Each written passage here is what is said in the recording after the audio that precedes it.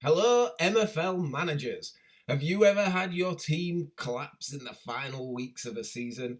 Or have you had your star player seriously underperform because of low fitness? Well, I'm Bruce Lee, and today we're diving into the Squad Rotation Masterclass, your guide to keeping your team fresh and dominating all season long. In this video, I'll show you how to manage fitness by building a solid rotation strategy so you can outlast your rivals in the Metaverse. Let's get started.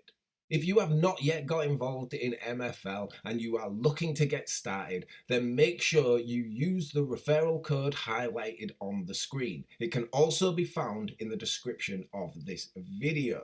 When you sign up using the referral link and you spend $25 in the store, you will get a free player. I will also get a free player, but if you use my referral code, then I will give you that free player as well. So spend $25 in the store and get 2 players for free. Absolutely nothing by using my referral code. So what are you waiting for? Get signed up to MFL today. Back to the video. First, let's talk about what player fitness actually means in MFL. On your squad screen, you'll see that every player has an energy rating, which represents that player's current physical condition. At the start of the season, everyone will be 100%, but as the season progresses and they're playing more matches, that percentage will decrease. How much it decreases depends on several factors, such as individual instructions and the player's own physical stat. A high physical stat, or telling the player to press less, can help to slow this process down. Why is this important? Because low energy correlates with lower in-game production and poor performances. Means managing player energy levels is essential if you want to compete during a long season. We've been told by the dev team that a player depleting by just 1% energy does have an effect, even though it's very minor, but the lower the percentage gets, the more you'll see the drop off. At 100%, the player is considered fresh and performing at his best. At 92%, the player is considered fit and only sees a minimal decline in their performance. As I'll explain later, this is where I think most managers would agree that it's time to rotate that player out and give him a rest. Of course, depending on suspensions or how you've built your squad, that's not always possible.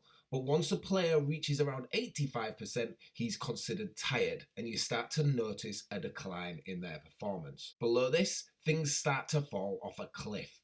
At 79%, he becomes weary and the drop in performance becomes really noticeable. At around 68%, they become fatigued, and if it keeps going lower, they'll reach exhausted status. If it gets to this point, then you've got to question if it's even worth having him on the pitch. It's also very important to note that if a player's energy goes below 60%, then that player will no longer take part in training and won't receive any training XP until his energy is replenished. Also, if a club fields more than 5 players below 60% energy, then they will automatically forfeit the match, which nobody wants. If you look at this example from a team in one of my leagues in Season 6, the energy levels of his players are extremely low. He's got enough players to rotate, but the manager has either given up or forgotten about the team, which has resulted in his starters playing every game.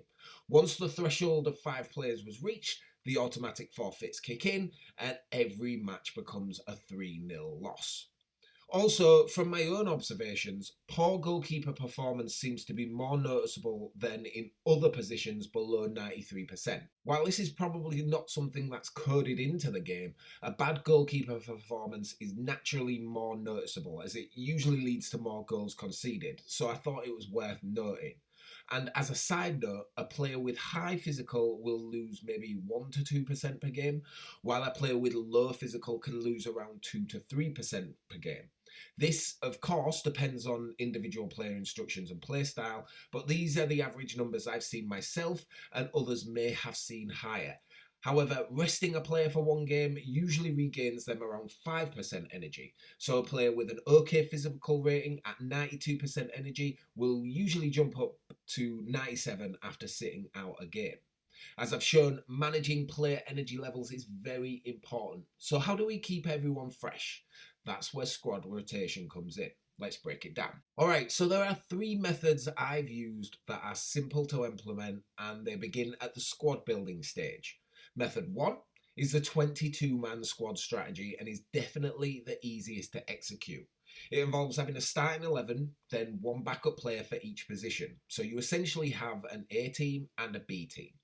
In this strategy, your A team will play the majority of the games, swapping to the B team for one game when the A team start to reach 92% energy. This strategy is easy, simple, and you can plan out a rotation schedule based on your fixtures to make sure your best players are playing in the toughest games. The biggest drawback is progression on your B team. While the A team will get about 20 games during the season, the B team will only get around 5 or 6. So I'd only do this if my backups are much worse than my starters or I'm not concerned about their progression. Method 2 involves a 17-man squad with everyone playing 2 games, then having 1 game rest. And it's the method I currently use on my main team, Black Mamba. Running your squad this way means you have to be active, as you have to rotate your team after every game. Your players also have to be versatile, which means they can play in multiple positions, and it's important that their ratings are fairly similar. Otherwise, there will be some games where there is a huge drop-off in the quality of the players on the pitch. This method is ideal for progression as all players will play in a similar number of games, but the huge drawback is how difficult it can become if suspensions begin to build up throughout the season. So you really have to keep on top of things to ensure that doesn't happen. Method 3 is just a mixture of the two previous methods. I currently run this method on my second team, Clairvaux Castle, and it involves having around an 18 to 20 man squad. As you can see, my strikers, central midfielders, centre-backs and wide midfielders are all operating on the 2 played, 1 rest system, while my fullbacks have direct backups who will just fill in for 1 game whenever my starters reach 92% energy. You can, of course, mix and match this as much as you want, and the players you have in your squad will dictate that. Maybe you've got direct backups for every position, but only 3 strikers. Running the strikers on the 2-on, 1-off system with the rest of the team being replaced by their backup when low energy could be the method for you. However, in this video, we're going to focus on method 2, which is my personal favourite because it gives you the best route for progression for my whole squad. The only player who may suffer is your backup goalkeeper, so I'd suggest buying a cheap, older player close to the overall of your starter whose progression you're not really concerned about, and have him as your backup. Goalkeeper fitness depletes much slower, so your backup will only get a handful of games per season anyway. Now, before I get into this, the recent AMA and podcast appearances from the MFL CEO suggest that injuries will be making their way into the game eventually. When that happens, lean squads may become a thing of the past, and 25-man squads with versatile, low-rated players filling out the last spots could become the norm. So, depending on when you're watching this video, this method may no longer be feasible. But now, at the start of Season 7, it's entirely okay to rotate your teams this way. So let's look at my main team, running the 4-4-2 formation, and see how I've built the squad. I have 3 centre-backs, 3 centre mids and 3 strikers. I also have 1 player who can play right mid and 2 players who can both play right mid and left mid. In the full back positions, I have a right back and a left back with another player who can play both right back and left back. This ensures I can rotate after each game to get everyone playing 2 and sitting 1. If you're playing a formation that requires 3 starters for a position, like centre mids in the 4-3-3 or centre backs in the 3-5-2, then you might want to consider having 5 players in that position to cover the rotation. So let's look at how this works. For the first game of the season, I have all my best players starting in their ideal positions. Once the game is completed and their energy has dropped, I'll partly rotate the team. My lower rated striker comes out and the 3rd man comes in, while the same happens with my centre mids and my centre backs. I'll swap out my right back for the 3rd man who can play both, and my starting right midfielder moves over to left midfield so my backup right midfielder can come in. Once that game's completed, I move into the 3rd step of the rotation. The striker who just had a rest comes back in to replace the striker who's just played 2 games. The exact same thing happens with my centre mids and my centre backs. The right back who just played moves over to left back and the starting right back comes back in, while my right midfielder stays the same and the left midfielder comes out for my starting left midfielder, like so. After that, you simply go back to step one and repeat the process throughout the entire season. Like I said earlier, it's important for your players to all be around a similar rating so there isn't such a huge decline in ability, and also keep an eye on yellow and red card build-up.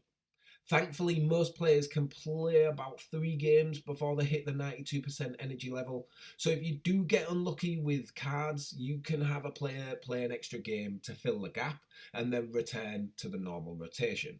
Just try to make sure it's one of the players who will be getting a rest in the next stage if you can. Going below 93% energy isn't the end of the world, but most MFL managers will agree that's the point where they'll be looking to rest a player. However, in some emergency situations, you may have no choice. So there we go. That's your MFL squad rotation masterclass. Build depth, set a schedule, and monitor fitness to keep your team firing on all cylinders. Of course, this is all common knowledge for the majority of experienced MFL players, but hopefully this has helped out some of those newer players who were maybe struggling. I have seen some questions about it on the Discord sometimes, so I figured a video here for those players who are just getting into the game and want to know about it, and this hopefully helps them. If you've got a different method, then please drop it in the comments below. And if you want more MFL videos like this, please make sure you hit that like button, subscribe and ring the bell if you haven't already. And thank you very, very much for watching. I will see you in the next one. Peace.